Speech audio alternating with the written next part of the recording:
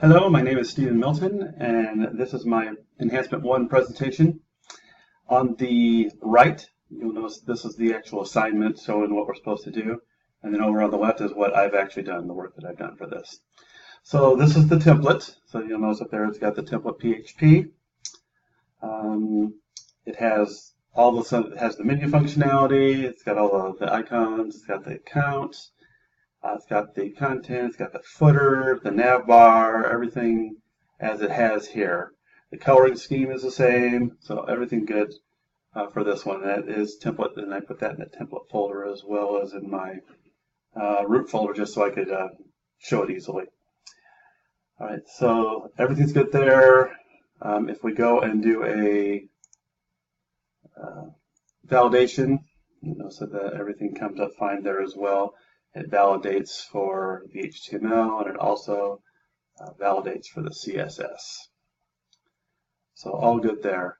It's also completely responsive, so if I drag it out here, it expands. If I shrink it down, this is going from the medium view, then it gets down to the small view. You'll notice that the icon or the logo shrinks down a little bit more, and so it is totally responsive as it's supposed to be. The next part of the assignment was the actual page that we would have made from the template, and that is over here.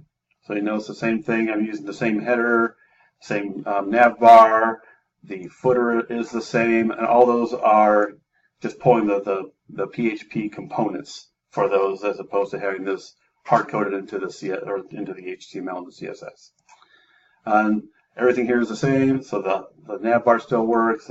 My link still works for that. We have the picture in there now with all the text that's associated with it. We have our grid display of the recipes along with the reviews. And this too is totally responsive, so as it shrinks or as it gets bigger, it expands out. As it shrinks down, you'll notice that the bottom will collapse, and then you'll get the reviews on one and then the recipes on the other. So everything works really well on this. So that is it. This one also validates, so we'll go there and do a quick validation of it. So we've got our green bar there, which is what we're looking for, and we validate for CSS. That gets me the green bar as well. So everything worked good on this. I just want to thank the tutors who helped out with this one, because they do a wonderful job and they refresh my memory on a lot of this stuff and were very, very helpful. So if you ever do get stuck, I highly recommend the tutors, whether one-on-one or you do the drop-in sessions. It all works well. Thank you very much.